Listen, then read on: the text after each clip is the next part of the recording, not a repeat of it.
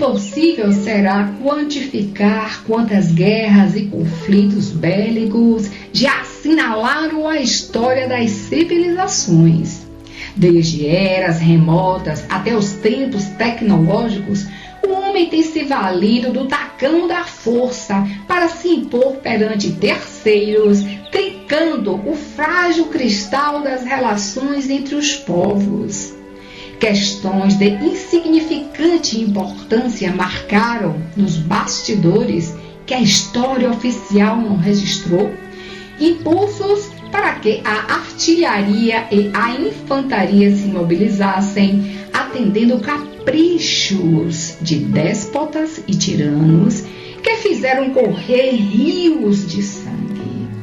Reconhece-se que depois de grandes conflitos armados, a sociedade obteve impulso para crescer na indústria e no comércio, na tecnologia industrial e no desenvolvimento das ciências como um todo, o que beneficiou milhões de pessoas, mas nada conseguiu enxugar o pranto das viúvas e o desespero dos órfãos, atingidos no sentimento pelos estilhaços da sanha guerreira. A predominância da natureza animal, na maior parte das vezes, falou mais alto que a natureza espiritual da criatura humana, se constatando de maneira inequívoca que as guerras de fundo religioso foram mais numerosas do que aquelas movidas por interesses argentários ou de outras conotações. Em pleno século XX, quando a sociedade terrestre dava saltos gigantescos no campo do domínio do átomo, decifrava segredos da tabela periódica e descortinava o espaço com as primeiras experiências na área da investigação cósmica, eclode a Primeira Grande Guerra entre 1914 e 1918, fazendo a Terra tremer em seus alicerces morais. Milhões de óbitos e incontáveis inutilizados por minas terrestres e pelo uso da aviação militar para bombardeios de cidades e vilas. Num esforço de superação entre os povos, surge a Liga das Nações, buscando reunir os países em torno de uma pauta comum.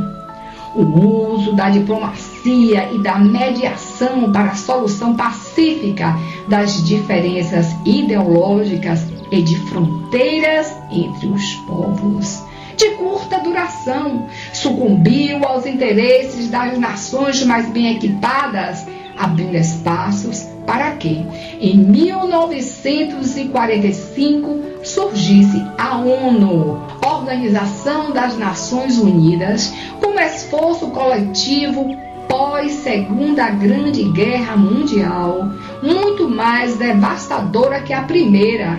Hoje, palco das reuniões anuais mais expressivas, onde cada delegatário expõe aos seus pares as dificuldades e lutas que cada um enfrenta no seu cotidiano. Conquanto um grande fórum de discursos e catilinárias sobre a fragilidade das relações internacionais tem possibilitado de alguma forma que o homem não se aventure em um novo embate mundial, incendiando a esperança e calcinando a frágil folha da paz.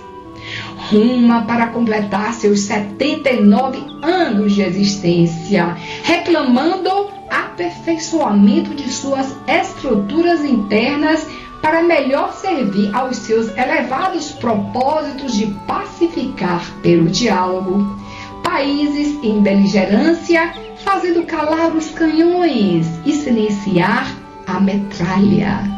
As diferenças linguísticas, as posições religiosas conflitantes, as ideologias políticas antagônicas e os interesses financeiros de dominação mundial têm sido forte entrave para que o discurso saia dos nichos e se torne proposta palpável no campo das relações internacionais. Se convidado a usar da tribuna da ONU, Organização das Nações Unidas, que diria Jesus aos seus atuais 193 signatários? Que pontos principais fariam parte do discurso do mestre frente a judeus, cristãos, budistas, maometanos, anglicanos? Encontraria eco a divina fala em representantes diplomáticos que refletem interesses da indústria das armas ou do petróleo? Como falar de amor para indivíduos que trazem marcas da desnutrição desse sentimento? Em que bases propor respeito às diferenças entre dirigentes da política do mundo que não conseguem enxergar além das próprias ideologias consumidas no seio de suas criações mentais? Sim, causaria um grande impacto se a voz do divino amigo ecoasse na plenária do faustoso prédio da Organização das Nações Unidas em Nova York, propondo que, ao contrário do arma-se uns contra os outros, se amasse uns aos outros, independente da crença, ideologia, cor, orientação sexual ou etnia. Os pessimistas dirão que esse discurso estaria fadado ao fracasso. Os realistas assegurariam que dificilmente a fala do homem de Nazaré perante a douta Assembleia alteraria o tabuleiro da diplomacia de interesses rasteiros. Nos restaria tão somente nos inscrevermos entre os otimistas, suplicando para que esse falar não tarde, evocando novamente o sermão da montanha, quando nos assegurou que os pacificadores seriam chamados filhos de Deus. Nesse dilema, qual o teu partido? Marta. Página mediúnica do Espírito Marta, psicografada pelo médium Marcel Mariano, na manhã de quinta-feira, 28 de março de 2024, na cidade de Salvador, Bahia, Brasil.